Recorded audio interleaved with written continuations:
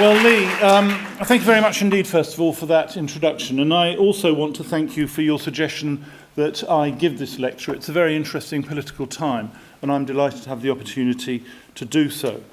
I want to try and draw some conclusions and provoke some discussion about the current state of politics in Britain and of Labour politics in particular, and to suggest the ways in which we should be looking forward. The timing of the lecture is certainly propitious, as we've certainly been going through a very turbulent period. The whole politics of Scotland has been transformed. The impact of the rise and fortunes of the Scottish National Party makes it almost impossible for Labour to form a UK government alone by itself for many years to come. Despite the referendum vote for Scotland to stay in the UK, there remains uncertainty about the possibility of a future independence referendum, and the Conservatives may bring forward measures on their English votes for English laws agenda, which would change the whole basis of English politics. Labour's disastrous 2015 election defeat was entirely predictable in my opinion, but only the latest stage in a process of Labour political electoral decline, which has been accelerating for 8 or 9 years. And then the overwhelming election of Jeremy Corbyn as leader of the Labour Party and the consequent events of the Labour and Conservative conference provide ample food for thought. It really is time to take stock. And what I intend to do this evening is to explain firstly why I think that another Conservative victory is not inevitable, the title of this lecture, though it is likely. I will consider what the Conservatives did to win in 2015 and what they're now doing to win in 2020 and beyond. I'll then look at the factors which have brought Labour to its current state and offer my own explanation of the election of Jeremy Corbyn and my own assessment of its consequences. And finally, I'll set out my view of what Labour has to do in order at least to prevent another Conservative victory and preferably to secure a major Labour Party in government. So I begin, is another Conservative victory inevitable? And I assert as strongly as I possibly can that it's absolutely not inevitable that the Conservatives will win the next general election, despite a lot of opinion which is around to that effect. If they were to lose just 6 seats, they would lose their whole majority as a party in government. Governing parties almost always lose seats at general elections. There are only 6 exceptions in the 18 general elections since 1950, and 2 of them were when Labour gained seats in second shot elections in 1966 and October 1974, neither of which would have been possible now when we have an era of fixed-term parliaments. The other 4 were where Conservative governments gained seats in 1955 and 1959 against a failing Attlee and an ineffective Hugh Gaitskell leading a very divided party. They gained again in 1983 against Michael Foot and last May in 2015 against Ed Miliband. These 4 general elections, 1955, 59, 83 and 2015, were the only ones in the whole of Labour history where the Labour opposition lost seats at a general election from opposition. The opposition party ought to be hoping to gain in those circumstances rather than lose. In the other 12 general elections since 1950, the governing party has lost seats by numbers between 6 in 2001 and 171 in 1997. And I have the figures, if anybody's interested, general election by general election, to see what happened in each of those elections and what happened. So it's important to appreciate the conclusion I draw that there's absolutely nothing inevitable about the result of the next general election. And those who say Labour's bound to lose, the Tories are bound to win, are speaking ahistorically, and I think it's simply not the case. One has to start and see what is to be done and how to do it. The outcome depends upon how the main political parties conduct themselves, and as always, on external events. External events may happen about which we know nothing at this stage, where we have to see what will take place. However, I do draw a further important conclusion from these figures. Labour would have to gain 67 seats in order itself to be able to have an overall majority at the 2020 election. This is not impossible, but it is very difficult indeed. In fact, has only happened in 4 of those 18 general elections since 1950. The Conservatives gained more than 67 seats in 1950, in 1970 and 2010 when David Cameron was elected, and Labour did it in 1997. So it's not common for parties to win more than the 67 seats Labour would have to win in order to form a government alone.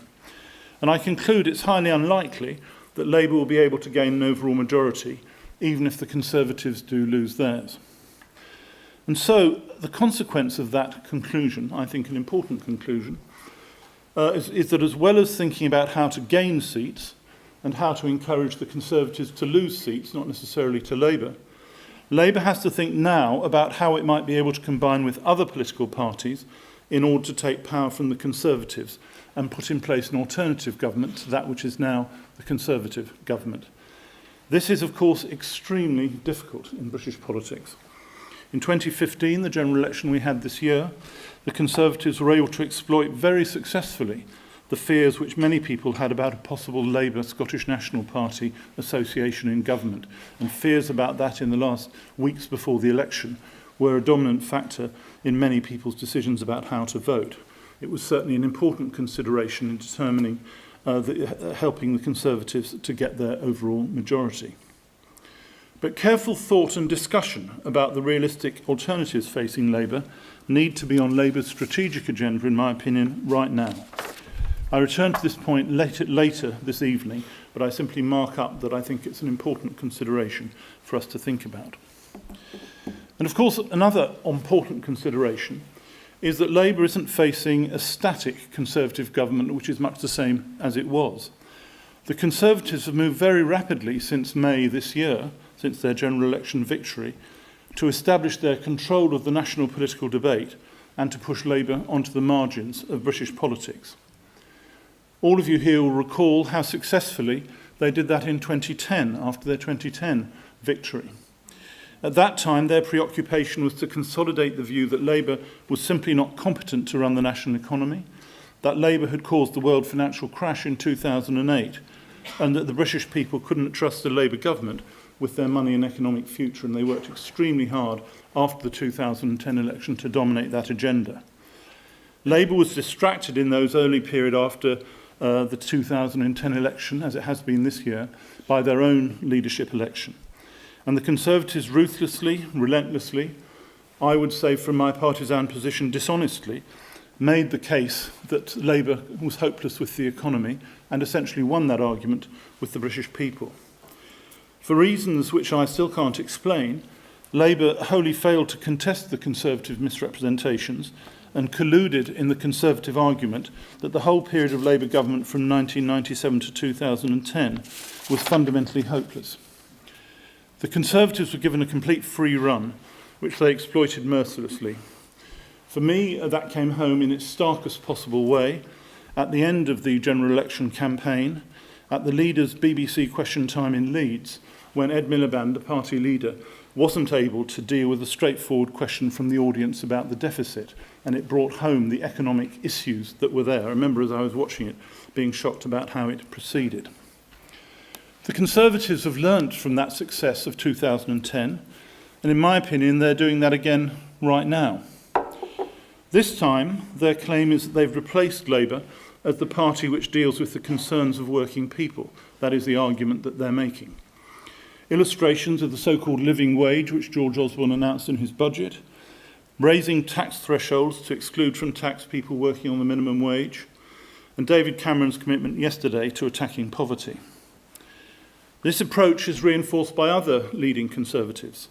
For example, Boris Johnson's call this week at the Conservative conference for the government to support, in his words, the hardest working and lowest paid as it reforms welfare, by reference to London's economy collapsing without those who work through the night and aspire to a better life. This is Boris Johnson's language.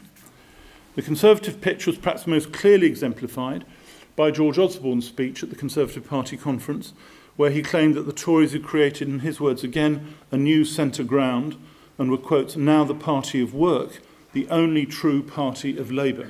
There's an absolutely clear strategy here of the Conservatives trying to mark themselves as the people trying to advance the position of working people, rather than that being Labour's historic and generally accepted mission for its existence. At the same time, the Chancellor of the Exchequer, George Osborne, is in the process of steadily transforming the Conservatives' relationship with the north of England through the so-called Northern Powerhouse and so-called devolution to other English cities, and with local government as a whole by enabling local councils in England to set and keep hold of their share of £26 billion in business rates. That was, again, he announced at the conference. What this is an enormous strategic effort to locate the Conservatives at the centre of English politics and to challenge Labour in Labour's areas of traditional strength. These policy changes are then supplemented by a series of direct political assaults on Labour. For example, by implementing parliamentary boundary changes, by weakening trade unions through their new trade union bill, by making electoral registration more difficult, and by trying to put in place constitutional changes to prevent MPs from outside England voting on legislation affecting only England. These are all significant attacks on Labour coming through in this Parliament.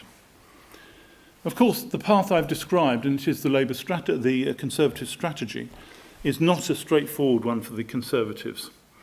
A lot of issues could set back Conservative ambitions, such as the popular reaction against the budget's cuts to tax credits, and which has even got some Conservatives worried about the implications of how that will play, and the serious internal divisions within the Conservative Party about the attitude to British membership of the European Union and how that will play out with the EU referendum in probably a couple of years' time. Moreover, there's an increasingly open leadership battle between potential successors to Cameron, and that too will be destabilising for all the period that he remains Prime Minister, probably most of this Parliament. And of course, as I said earlier, events in both the international field and the world economy are not at all predictable. So one can't assume, and I certainly don't assume, that it's a path which the Conservatives have set out and they can go down steadily with no problems, no issues. There are many difficulties that they still have to address. But despite the possibilities of diversion for them, the difficulties they have, I do think the Conservatives at the moment are well set to make their case that a Conservative victory in 2020 is indeed inevitable, and they'll be trying all those the next 4 or 5 years to make people believe that a victory is indeed inevitable, as I believe it is not. I've explained earlier why I think it's not, but it really will be up to Labour to make a much better fist of contesting them than it has in the last few years, and particularly in recent months. If we just assume we don't do anything about it, just go on as we are, then we'll be leaving the field open to the Conservatives. So what's brought Labour to this position where we are today? I now turn to where Labour stands. How well is Labour placed to contest the political battleground which lies between now and 2020, and where the Conservatives have already strongly marked out their ground in the way that I've described? I think that most observers would say that Labour is currently not in a good place. That is not only because of doubts about the quality of Jeremy Corbyn's leadership, which are widely held and which in general I share. The issues are much deeper than that and cannot at all be put down to Jeremy Corbyn himself and even of the section of the Labour Party from which he comes. The fact is that for nearly a decade now, Labour has not had a clear sense of focus and direction nor a clear vision, a clear set of policies and programme on the basis of which it could seek support in the country as a whole. Labour did win with that clarity in 1997 and was re-elected on the basis of implementing that approach in 2001 and then 2005. But in the process, it lost nearly 4 million votes, 63 seats in Parliament, and 8% of the vote. By the election of 2010, Labour had lost a further 950,000 votes, a further 97 seats, and a further 6.2% of the vote. By 2015, another 26 seats had gone, though the last election saw a gain of 1.5% in our share of the vote, as against that 14.2 that we'd lost over the previous 2 elections, and an increase of 741,000 votes against the nearly 5 million that we'd lost over the preceding period. Though many commentators attribute the decline in Labour support primarily to the Iraq War, the facts simply, in my opinion, don't substantiate that case, irrespective of your view of the war, which, remember, took place in 2003 before the 2005 general election, which Labour won. Though, of course, the aftermath of the war continues to dominate thinking in many areas, quite understandably. Responses to that conflict certainly were a factor in Labour's decline, particularly amongst some sections of the electorate, but I do not consider that it was the main or decisive factor. The reasons for this steady decline and Labour retreat are much deeper and, in my opinion, require much more substantive analysis. Over the long period since the final years of the Blair leadership, through Gordon Brown and then Ed Miliband, this assessment never seriously took place. The result was that Labour's principal message in both the 2010 and the 2015 general elections was that the main reason to vote Labour was to keep the Conservatives out. It was a message of fear about what the Conservatives would do, which in itself alienated and gave no sense of hope or optimism about what Labour might bring if it were to return to office in either of those cases. This approach turned many people away from politics altogether and gave rise to an overwhelming sense that Labour had little or nothing to contribute to the national debate about our future. Many people can be blamed for this awful failure, from Tony Blair onwards, and certainly including myself. But that story is too long to be told this evening. Perhaps I'll save it up for my next book. I mention here 3 books on political leadership, which if anybody wants to buy, they can't buy these, but they're very cheap and extremely good value, about political leadership in the main parties, which Toby James, also here at UEA, and I edited, and have got quite a lot of good political comment when they were published a couple of weeks ago. But the outcome of this failure to rethink what we were about, to present with clarity what Labour was wanting to do, to rely upon frightening people about what the Conservatives would do, is that we got to the 2015 general election in May this year with a real sense of confusion about what Labour is and what it represents, and particularly on the big questions which face any government: international stance and engagement, economic management, quality of public services. On these big questions, people really didn't know where Labour was on these core questions, and people wanting to look to vote for a party want to know what, roughly speaking, that party is representing and talking about in these circumstances. The world is becoming more and more frightening with the growth of ISIS or Daesh, the increasingly bellicose attitude of Russia, the impact of conflict and poverty across the world, which leads to higher levels of migration and the terrible personal disasters that we've seen in the Mediterranean. The world's political and economic institutions, such as the United Nations, the European Union, NATO, seem increasingly ineffective at steering events in a constructive direction. And so there's a constant sense of impending gloom that people have, in which they want to see what Labour is saying. In these circumstances, Labour needs to be absolutely clear about its approach, including our attitude to all forms of intervention overseas. You can go from never to always, but whatever the position is, there needs to be an explanation about what Labour is saying, as well as clarity about the basis of our engagement with the European Union and NATO. Different people within and without the Labour Party will perfectly legitimately have differing views about these matters, but a putative party of government cannot leave the electorate in serious doubt about the stance that Labour would take. Otherwise, the electorate simply won't take you seriously on these enormous questions at a time of general fear. The European Union referendum campaign will be an important political context during this Parliament, and in my opinion it's essential that the whole of Labour is unequivocally and vociferously committed to the UK's continuing membership of the European Union, irrespective of whatever package David Cameron returns with. The same clarity is necessary on the economy, which is of course the single most important policy area for Labour, the area where it's crucial to regain popular trust for our economic competence. The nature of economic discussion in our modern electoral democracy is that any party wishing to be considered as a potential government needs to be able to convince that it can run the economy at least competently, that it has the confidence of all parts of our economic and financial system, and has the confidence of the international markets. Any party that fails these tests, as John Major's Conservatives did after Black Wednesday in 1992, and Labour did from the financial crash in 2008, will find it extremely difficult even to get into the political ring where people look at your options against the other side's options. Unless basically people believe that you can be trusted with running the economy, you're hardly in the game.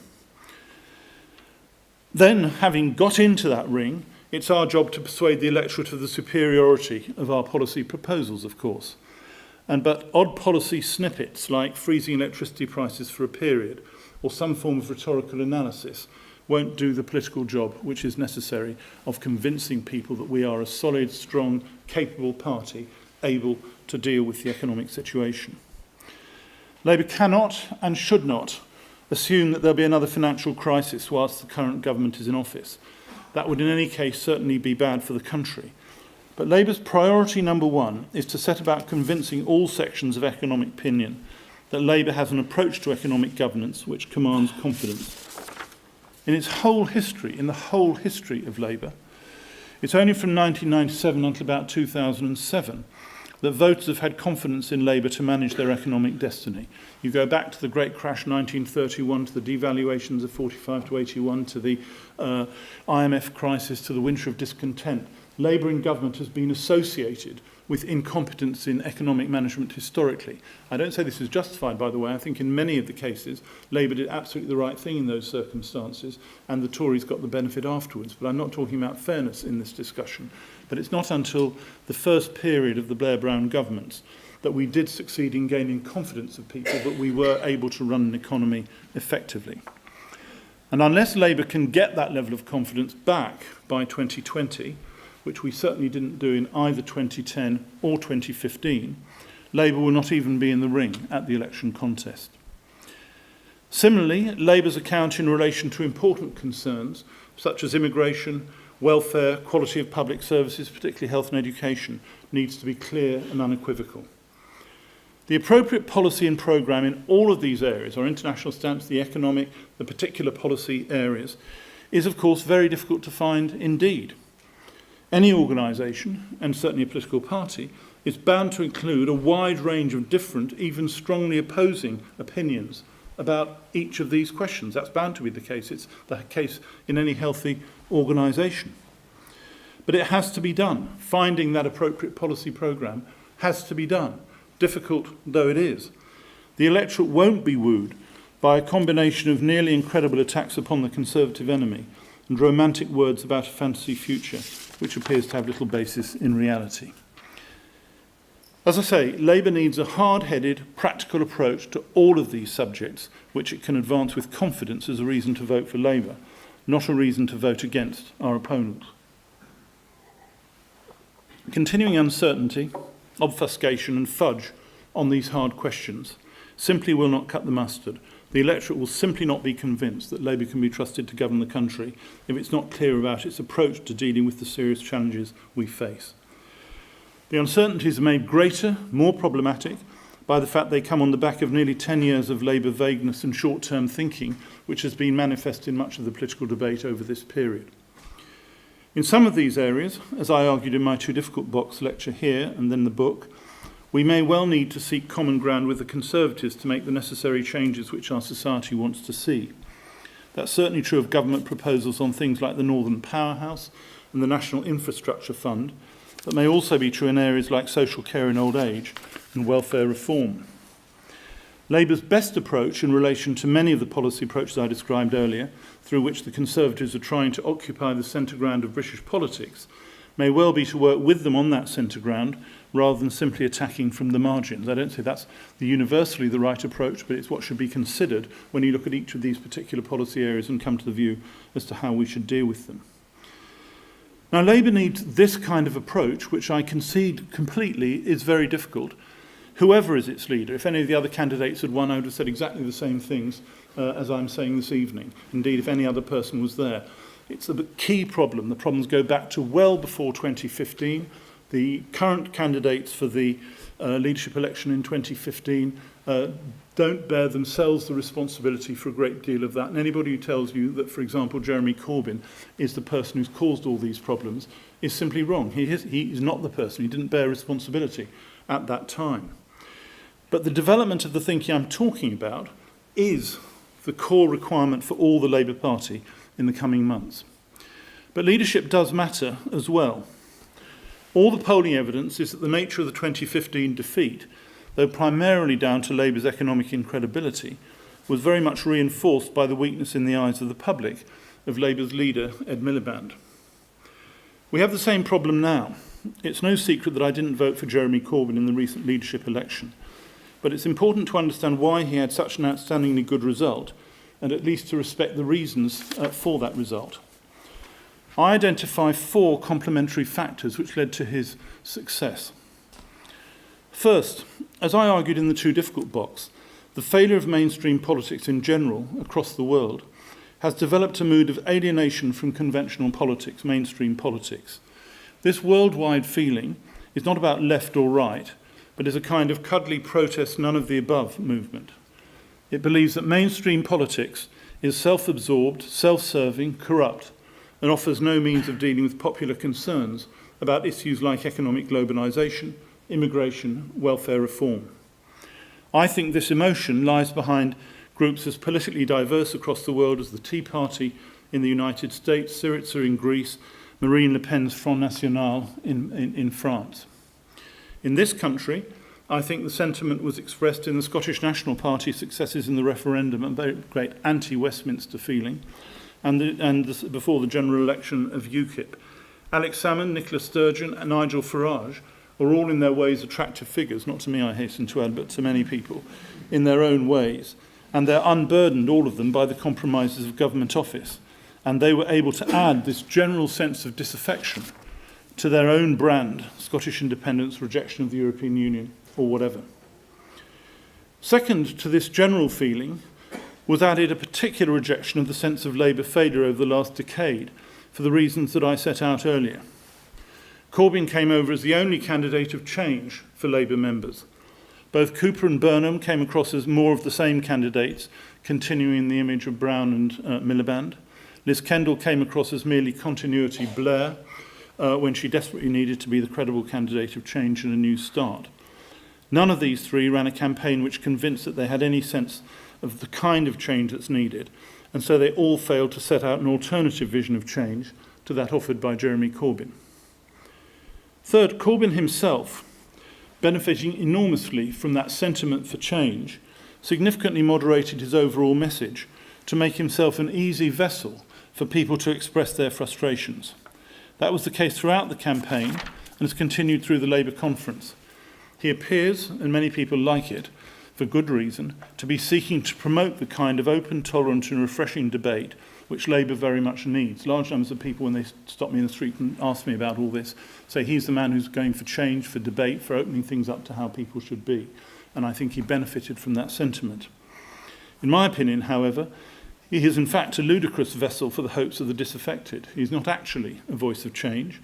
And for over 30 years, he's promoted policies which are nasty, unrealistic and deeply cynical. Moreover, promising a future which he knows he'll never deliver. As he parades his own commitment to principle, he willfully ignores the most important political principle of all, which is to have the integrity to put your promises into practice. Failure to achieve that nourishes still further the widespread anti-political alienation. The fourth reason for his success, in my opinion, was his organisation with its ultra-left roots and understanding of the social media, which was self-disciplined, extremely effective, far better organisational capacity than his opponents, and in fact succeeded in hiding Corbyn's real ideological agenda throughout the campaign and thereafter. Some of Jeremy Corbyn's supporters believe that his election represents the kind of mandate for ultra-left politics which they've sought for years in the various elections they've competed within the Labour Party. I don't believe myself that's the case. I think it's more accurate to describe it as a mandate for the kind of open and liberal re-evaluation which Labour does indeed need for the reasons I've expressed after nearly a decade of stasis. That approach is what Corbyn emphasised in his leadership campaign, in his speeches, and it's what he offered. He didn't put forward the ultra-left policy stances which have been his trademark over the years, and if you look at his speech at the Labour Party conference, that too was the thrust of what he had to say.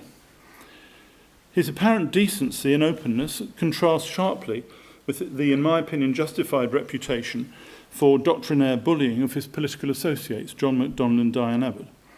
I do not believe that if either MacDonald or Abbott had been put forward as the left candidate, I don't believe they'd have got anything like the level of support which Jeremy Corbyn did, nearly 60% of the electorate.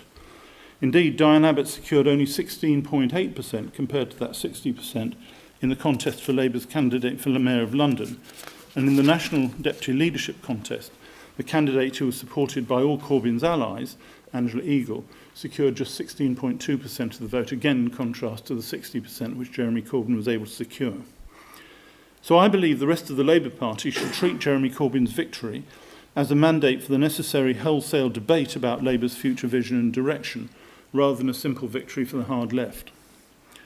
However, that said, Jeremy Corbyn has not so far in his political life demonstrated the intellectual flexibility and creativity that Labour desperately needs if it's to create the platform which an alternative government needs if it's to win power in this country.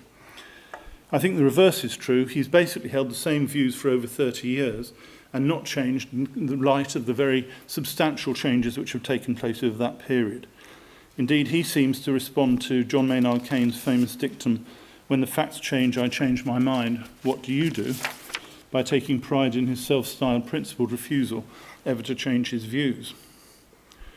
But despite Corbyn's own weaknesses as a leader of Labour renewal, that nevertheless is what has to be done and what the rest of the party needs to do if Labour is to have any chance of challenging in 2020. Corbyn's victory throws down an existential challenge for Labour. It has to choose between being an ineffective party of protest or being the central force in determining the future of this country. It's now essential to do that work, not properly done over the past decade, of building the offer of a credible alternative government which people can support, rather than simply extending the Conservative period of office for another 5 years. So what does Labour have to do? The core activities of political parties are policy development, organisation, and campaigning and communications. Labour has to address these essential tasks on the basis of understanding why we lost, and therefore what we need to do to rectify our errors, on the basis of a clear understanding of the way in which we need to oppose the government, and then an appreciation of how we can win in 2020. I've set out earlier why, in my opinion, we've lost. It's a consequence of a decline over almost a decade in Labour's capacity to project a clear message of what we stand for, what kind of society we're trying to build, and how we deal with the challenges that face any government.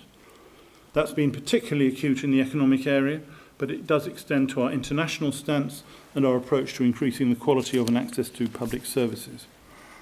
But as we develop our detailed policies, our attitude to Conservative government legislation and other proposals, and our campaign approach, we've also got to think very carefully about how we oppose. It's not just a question, our opposition, of saying over the next 4.5 years only that what the government's doing is wrong and explaining why. Effective and credible opposition is about far more than that. It's about comparing what the government is doing with what we would be doing in their position, and not just by reference to some ideal but non-existent world. Opposition which doesn't accept the realities of real-world economic and international constraints is hardly worthy of the name of opposition at all, since the government can simply and easily deal with Labour's criticisms by reference to the obvious and problematic realities around us, which are in general fairly clear, and thereby avoid any serious need to defend the particular decisions which they've taken in this context. Pure opposition, without reference to the real-world context, is the easiest opposition of all to rebut. This task of opposition is difficult enough, and is not congenial for many. It requires difficult and hard thought about our approach, rather than simply attacking the government, however vociferously. But Labour's task in opposition is complicated still further by the need to bear in mind that if the Conservatives are to be replaced in office after 2020, that will almost certainly have to be by Labour in conjunction with other political parties whom we oppose electorally, notably the Scottish National Party and also the Liberal Democrats. In these circumstances, Labour's attitudes to the SNP and the Liberal Democrats require detailed discussion and thought. The relationship with the Liberal Democrats is the easier to chart. The policy stances on a wide range of issues are quite similar. There's widespread rejection within their party, the Liberal Democrat Party, of the experience of the coalition with the Conservatives. And they themselves, with only 8 MPs, have a major existential challenge of their own. In my opinion, Tim Farron's vain hope of defections from Labour to the Lib Dems will be disappointed, and there will not be people going over. A new SDP will not be created, in my opinion. People will stick with Labour. I think the idea, Tim Farron's idea, that the Liberal Democrats will replace Labour as the main anti-Conservative party in England is fanciful. There might even be a case for following historical precedents and seeking a one general election agreement between Labour and the Liberal Democrats, whereby Labour stood no candidate in a few seats and noted support for the Lib Dems, whilst the Lib Dems did the same in some Labour target seats. This short-term alliance would be sharply targeted at the Conservatives, be very controversial within Labour for all kinds of reasons, but with a Tory overall majority of only 6, this approach could well bear fruit, and the inevitable Tory attack on such a Labour-Lib Dem collaboration might very well fall on deaf ears in the electorate. The relationship with the Scottish National Party is far more difficult, and I'm much less clear about how to proceed in relation to that. The Tory attack on the dangers of a Labour-SNP alliance carried so much weight in the general election campaign, precisely because the possible results of such a coalition were so unpredictable and therefore insecure. Moreover, it has to be a central Labour strategic priority to win back support in Scotland, first at the Scottish Parliament elections in May next year, and then at the 2020 general election. Labour simply cannot accept the idea that we've been almost wiped out in Scotland in the way that we have. We have to refashion our strategy to contest the ground in Scotland effectively. And the route to Labour electoral success in Scotland will at least in part lie through holding the Scottish Government and the SNP at Westminster to account in front of the Scottish people.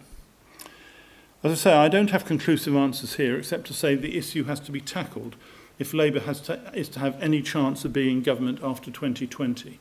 The option of just going along and hoping something will turn up, in my opinion, is foolish, because when we get shortly before the next 2020 election, these questions will be whirling around again in the way they were before 2015, and if we haven't got a clear answer on how these should be approached, we will be in very great difficulty.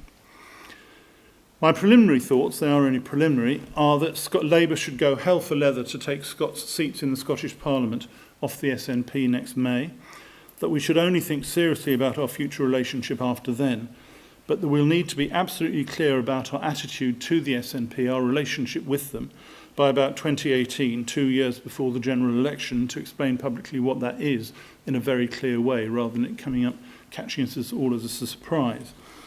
In my opinion, Labour will need to be an unequivocally unionist party, which rejects any possibility in any circumstances of further referenda on Scottish independence.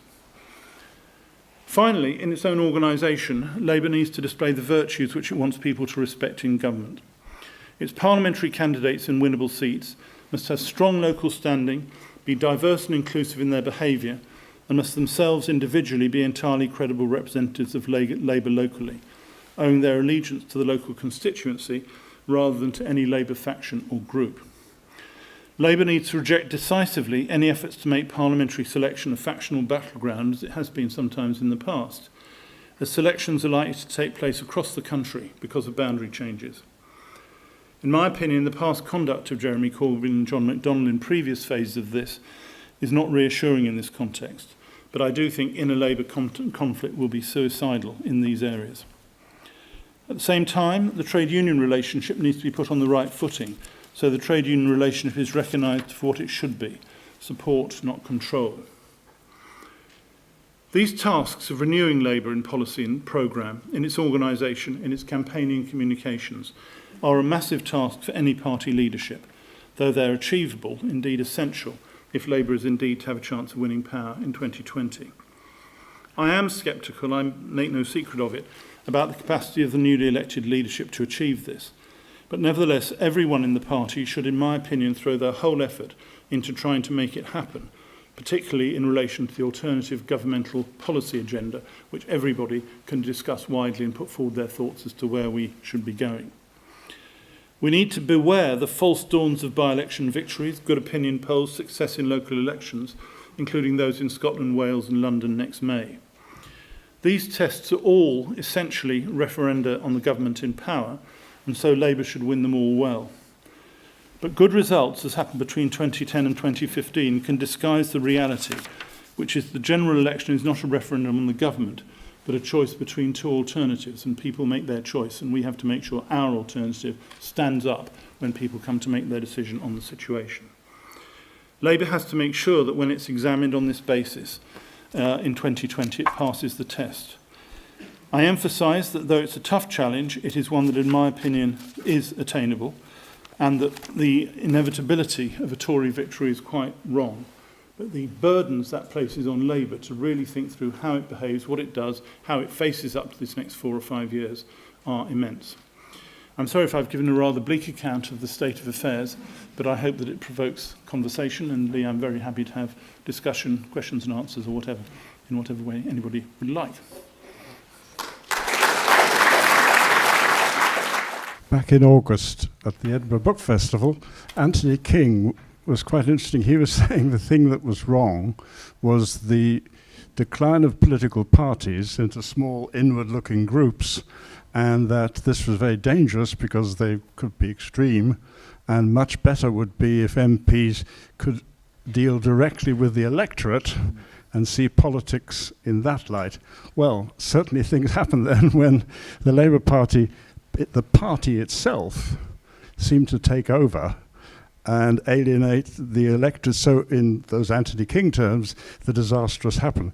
Is there a danger in the way political parties are going with small memberships and inward looking? Charles, thank you very much for everything you said. Martin Sloman, I agree with you entirely. However, you do seem to be looking very inwardly into these shores.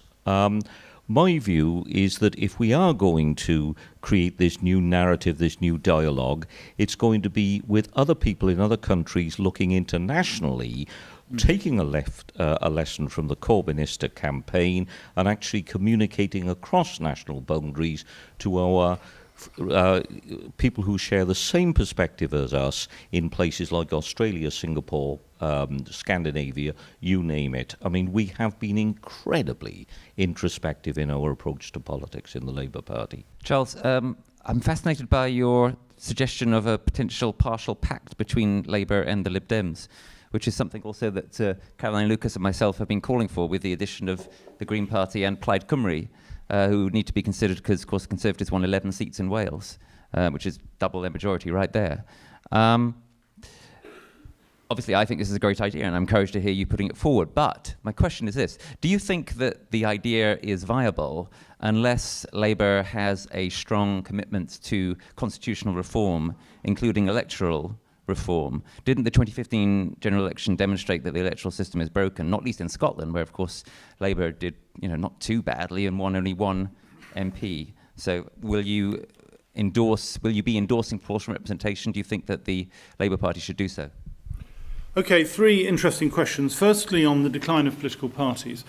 I do think it's a very serious thing. I think the mass basis of political parties is far less than it was. Often small groups talking to themselves rather than talking to a wider community. And I think it's desirable to try and change that state of affairs. What I'd say about that, however, is that large numbers of people, including me, have tried at various times to do that. And it's a lot more easily said than done in terms of transforming the culture of politics in that way. And I think it requires more of a moving forward to looking at new forms of political relationship. Most of the things that have been developed are based on the old mass politics of the mass meeting or the church or whatever it might be. And so I think a completely different approach is needed. I do think we've been exceptionally introspective. It's one of my sadnesses, and I think nationalism within Labour has grown in my time. Labour was always famous for its internationalism, and I think that was one of its great and enormous strengths. And there's an important insight in what you said, Martin, in that if you look at the SPD in Germany or the French Socialist Party or PSOE in Spain, all the major social democratic parties have found great difficulty in dealing with the new situation. It was not the case in general that after 2008, everybody said we've got a good theory here of dealing with the collapse of capitalism, off we go, let's get great popular support.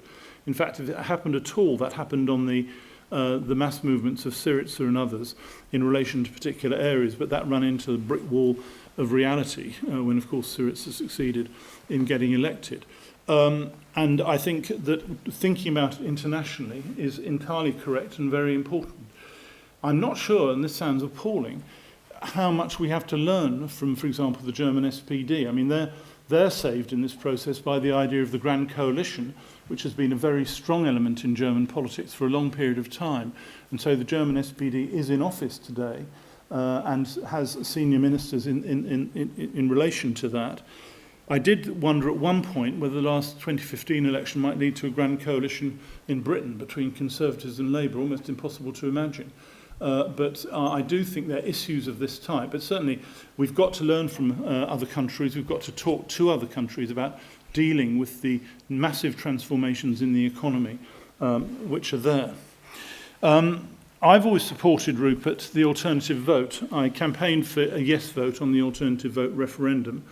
I prefer the alternative vote, which keeps the constituency basis, which I believe is a profoundly important part of our democratic system. And actually, going back to the first gentleman's question, connecting the MP to the local electorate as a whole is quite an important component in taking politics through. And I've looked at proportional systems, pure proportional systems, such as those in Israel and elsewhere, with a certain element of concern that that is the right way to, in fact, deal with things. So my electoral reform would be an alternative vote system.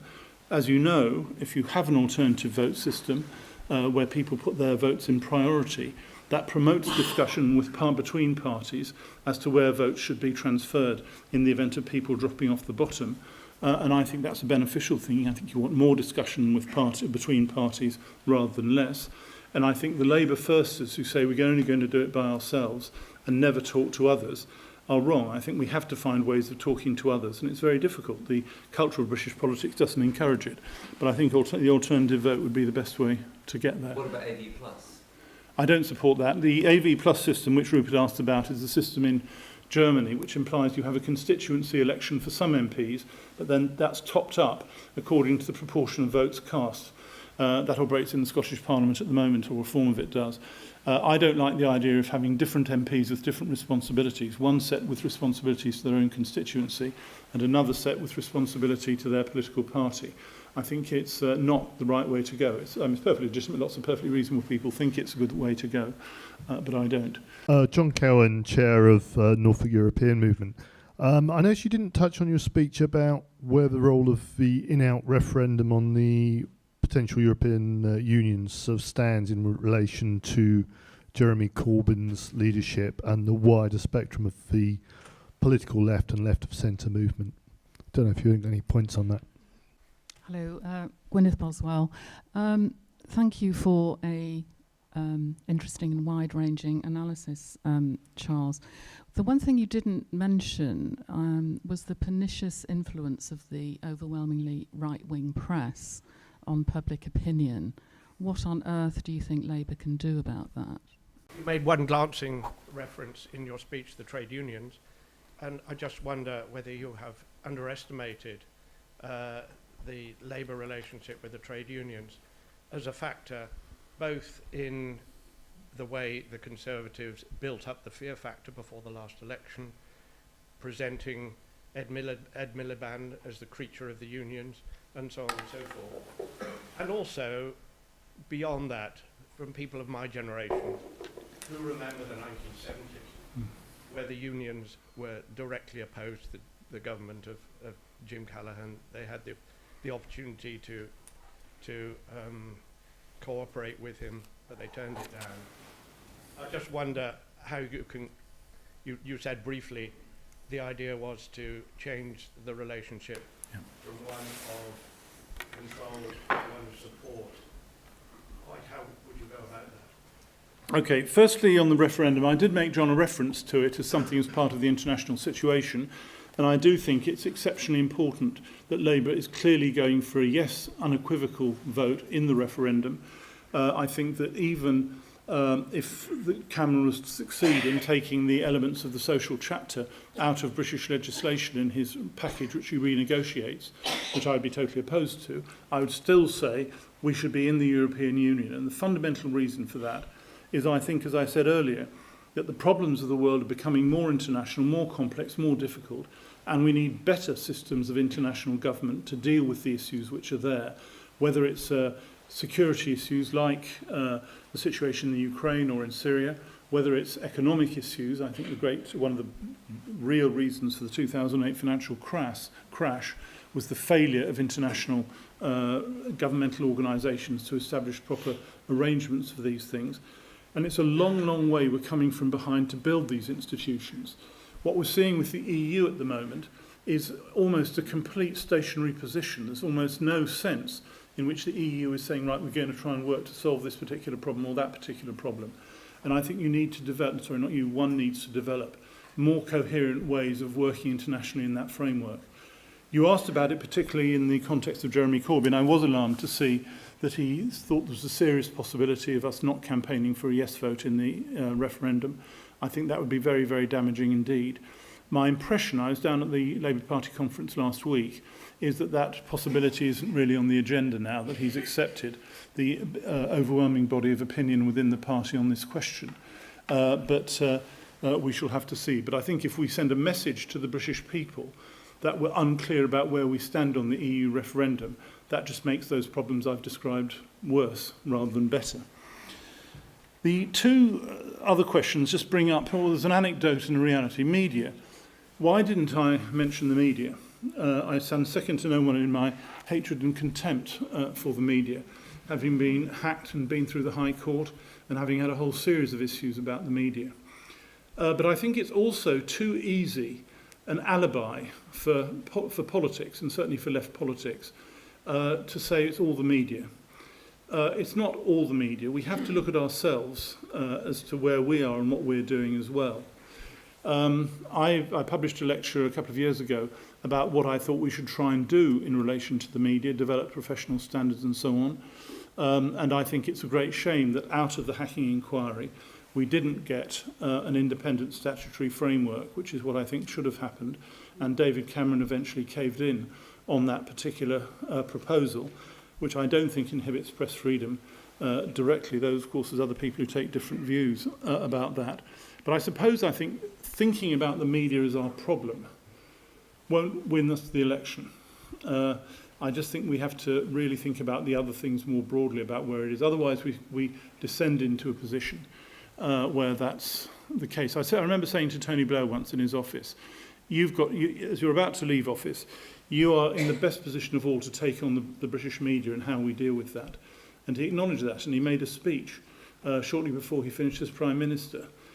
Far too little, too late. It was necessary to take it on and really go for it, and we didn't. Same's true on the trade unions. My regret when I was chair of the party in 2001-2 is that I thought we could restructure the relationship between the trade unions and the Labour Party. The trade unions ought to be an enormous asset to Labour for all kinds of reasons, but fundamentally because they have millions of members across the country, and by being a means of people in those trade unions being able to engage in Labour politics, that ought to be a great asset. But in fact, it hasn't been such. We decided not to act in 2001-2, essentially because trade unions, quotes unquotes, weren't a big problem for Labour at that time. But that left the problem for Ed Miliband to try and deal with.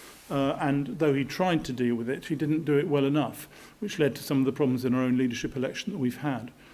To make a controversial remark, I would also say that the quality of trade union leadership today is far, far lower than it was in the era that you're describing.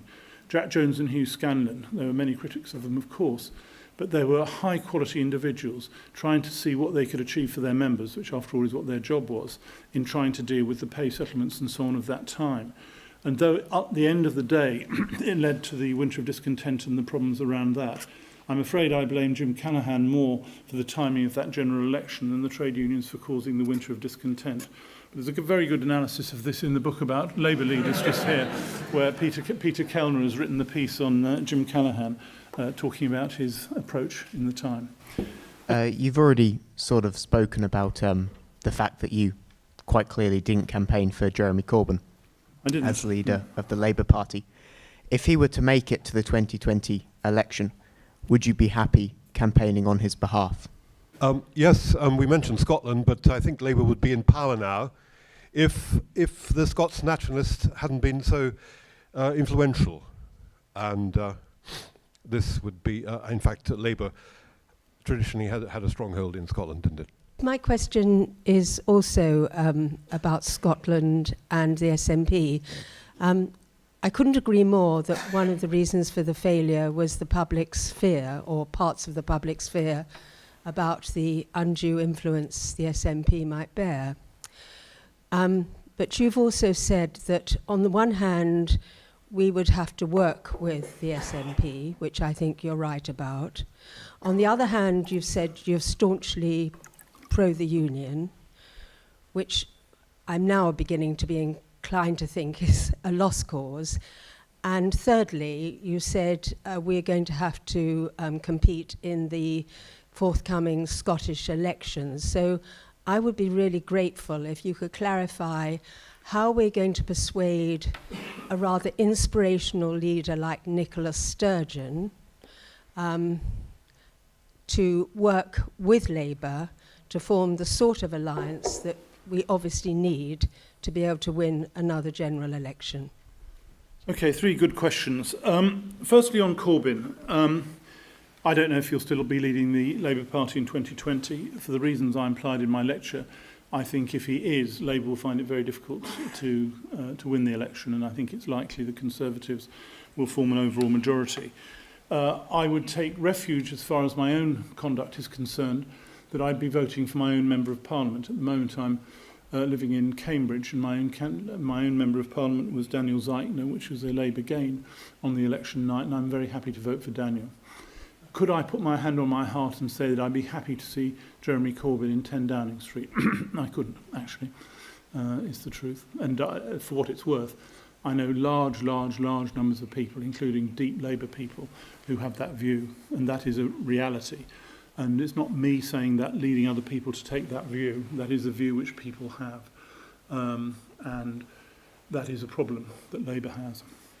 I didn't devote any time, perhaps I just should, to the proposition that Jeremy Corbyn could lead the army of the disaffected who supported him in the election campaign to a Labour victory in a general election, that there are large numbers of people who don't vote in the general elections, and that somehow he could bring those to vote to make the difference. I'm deeply sceptical of that particular proposition. I think the people he would bring in are people who are already broadly in safe Labour seats and that wouldn't win the middle ground of politics, which I still believe is central to win. And I think it will be a sad experiment if we try to win on that basis and then look at where we are the day after the general election in 2020. Now, the SNP is a very difficult question. I don't know if you agree with what I suggested, that the people who voted yes, the 45% of Scotland who voted yes in the referendum and then went on to vote SNP, comprise a large number of people who are totally against Westminster mainstream politics, but don't give a toss really about independence or even about the SNP. But the SNP emerged as the leadership, the Pied Piper, in front of this set of forces in the same kind of way as Nigel Farage did and UKIP did in relation to those people. But I think the trick with the SNP is to try and build we've got to completely rebuild Labour in Scotland. We're not even in the game unless we do that. We were decimated in a way which I was really shocked by. And I don't know Scottish Labour politics very well, but I do know it quite well. I'll just tell you a story that I was told. I was doing any questions the night after the general election victory, and one of the people of the Tories' general election victory, and one of the people on the panel was Gordon Wilson, former MP for Dundee and former leader of the SNP. And I just asked him in the green room afterwards what he thought had been going on in Scotland. And he told me a long story about Scottish Labour in local government. And he gave accounts of in Dundee, this is some years ago, of people who'd put up an SNP poster, then being told by the Labour Council that their property wouldn't be maintained, their bins wouldn't be emptied, etc., etc., etc. And that was an example he gave, and I'm sure he didn't completely invent it, of the Labour power in Scotland manifesting itself in a completely unacceptable way. Now, I don't know how widespread that is, but I certainly believe there was a sense in Scotland of throwing off an incubus, which had been Scottish Labour in many parts of what was going on. And there were, I'm afraid, serious issues of corruption in local Labour politics in Scotland. During Ed Miliband's leadership, the issue of the Paisley selections had been a big issue, with memberships being stacked and all kinds of stuff. And so Labour has to transform itself in Scotland. That's why I say it has to initially to go through that transformation. And of what I've seen of Kezia Dugdale, the new leader of Scotland, Labour in Scotland, I think she's pretty good. I think there's a chance that they can begin to do that and put themselves in a different relationship to the Scottish electorate, to where they have been. And I think before anything else happens, that has to take place. That's why I say go wholeheartedly for a win in the Scottish Parliament elections next year. After that is over, after the referendum is through, the European referendum is through, then we have to see where we stand and see if we can say anything sensible about working with the SNP in the event that that was necessary after the next general election. It may be that we can't. On the other hand, I think we probably have to think about trying. I'm just suggesting that a bottom line in all this, I think, as far as the British electorate is concerned, is they don't want to see Britain breaking up in general. There are people, sometimes me, who think just get away with a lot of them, but that's not a very constructive attitude to politics. So we'll have to look at it there, and as I said in my lecture, I don't have a good answer to your question, but the SNP is there, it's real, it's substantial. It will play a role in national politics in forming the next government, and we have to think how we deal with that. And what was so shocking about 2015 was the sense it just came upon us, and all kinds of stories could be told about what we would or wouldn't do in relation to the SNP, which gave the Tories a massive boost in those weeks before polling day, and that's what we have to try and avoid by really thinking it through beforehand. The other aspect of the SNP question was influential. I do agree it was an influential aspect in the outcome of the election. But the dangerous aspect is if these things come upon you unprepared, and what's necessary is to think about it and say, really, what are we going to do? If Jeremy Corbyn's leadership collapsed tomorrow, then who in the Labour Party would be best placed to take over, either individual or faction? I'm slightly reluctant to ask this question in a university at my age, but one of the fascinating things with the Jeremy Corbyn saga has been how engaged young people have been, how excited they've been in the whole election of his leadership. My question is, how are we, or how is the Labour Party going to engage and keep young people involved with winning the centre ground, which isn't terribly exciting?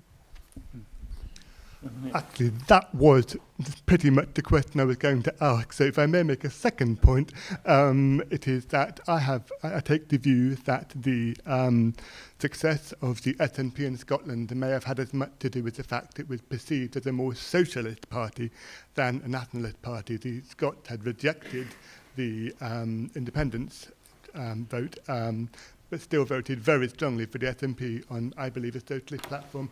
I believe that bodes well for Corbyn moving the political window towards the left. And Okay.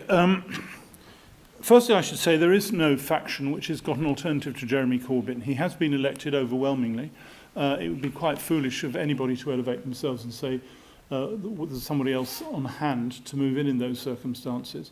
I'm sometimes described as a Blairite. I dislike the description immensely, and I also think it's not very accurate in a lot of different ways.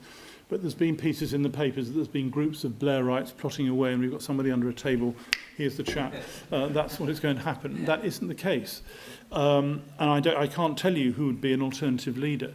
What I will say is that the candidates there were, Andy Burnham, Yvette Cooper, and Liz Kendall, in my opinion, simply failed to grab the time in any coherent way, partly because of the point that the lady asked about the enthusiasm and excitement of young people wanting to change the Labour Party and getting involved. They weren't appealing to those. Of the people who stood out from the election, Chuka Umunna, Tristram Hunt, Dan Jarvis, as yet, I would say we haven't seen from them much which would lead me to say, well, they're the person who can really go for it and do it. The process that I would favour is a very substantial discussion within Labour of the policy alternatives which I've been discussing here this evening. And if there is to be a leader who's an alternative to Corbyn, they have to emerge from that process. And it could be anybody. It requires a tremendous degree of steel and determination to do it. I had an interesting discussion with Douglas Alexander, who'd been the Shadow Foreign Secretary a few days ago, lost his seat in Scotland. His observation was when he went back to the 1983 period, it wasn't the old right of the Labour at that time which took on the reformation of the party, though they sometimes claim it. It was the so-called soft left of the party, personified by Neil Kinnock, who did that at that time. And he made the observation, which I think has some weight, that if a change is to happen, it will have to come from whatever one might think of as the soft left of Labour at this time, rather than the old right hatchet men, whoever they may be. I think there's a lot in that, but at the end of the day, my answer to the question is I don't know, and it will depend who can really come out of the process of thinking out the future of Labour over this next year and a half, 2 years, and be compelling in gaining support for the kind of Labour vision which could win the next general election. And we just don't know who that is. I think it's very interesting, the point about the excitement, the young people and so on. There's actually been quite a lot of analysis done of who were the Corbynistas, and there's quite a discussion to be had about who they were by age, by class, by geographical location and so on. But putting all that to one side, much the same could have been said about the Scottish Independence Group, which is why I make the comparison there, and support for the SNP. And of course, that enthusiasm is unbelievably important. It's a great asset. But I do think, and this is the old hack in me speaking, that if you just have enthusiasm but no way of transforming the power in the society, that enthusiasm quickly burns itself out because people don't believe they can make progress in moving things forward. And you can't make so much progress in opposition. The only thing in your question, or implication of your question, I didn't agree with, I don't think fighting for the centre ground is particularly unexciting. I think actually getting involved in the debate about the future of the country, and whether it's about your defence system, your foreign policy alliances, your economic equality strategy, whatever it might be, I don't think that's a boring thing to do, but it is hard work. It's much harder work, and that's what I was trying to emphasise through the lecture this evening, than just opposition. I spent a lot of my time when I was young, when I was president of National Union of Students. I led lots of occupations and demonstrations, many bigger than they are today, and very targeted as they were. But they're not as fulfilling as actually changing things and making a difference to the society. And so it's a question of taking that passion, which you rightly identify, and trying to channel that into a process of taking it forward. If I thought that Jeremy Corbyn was the type of individual who could be a vessel for that, which is what I think he was, and then take that turn it into a political force which really could change the society, I'd be happier than I am. But my judgment of him, which may prove to be wrong, is that he doesn't have the capacity as an individual to do that kind of thing. And that's what needs to happen. Obama was able to do that to some extent. I know there have been many disappointments about Obama, but I think when history is written, he'll come out looking a lot stronger as a president than many people thought he would. And I think that there are lots of issues of that type. But at the end of the day, simply expressing passion is not enough. It's joining together the passion and the commitment to change, which is so very important. And otherwise, those people you're describing will just get fed up with whoever it is. Finally, Snp Socialists. I'm not so sure. If you look at the range of SNP policies, it's certainly not that socialist in what it comes up through. And an answer I didn't give to the lady who asked before about the SNP, Nicola Sturgeon's being very wary about committing to another Scottish referendum, because I think she knows that another Scottish referendum would probably just go the same way as the previous one, and she doesn't want to lock that in and wants to be governing in other contexts. Certainly the SNP record as a whole, I'm not a deep expert on their policy positions, would more be described as bourgeois nationalist than socialist. Not again that I'm an expert on these terms, though there are colleagues in the faculty here who could give you a very detailed rundown of exactly what they mean. So I don't think that is the case. I think what unites the SNP and the Corbynistas is this sense of the large number of people who reject existing politics, mainstream politics, and say something's got to change. And that is true. But something's got to change isn't a manifesto for a particular form of change. I think we've probably gone on long enough this evening. Thank you very much. So I'll pause it there, or hand over to Lee, I should say, for other events.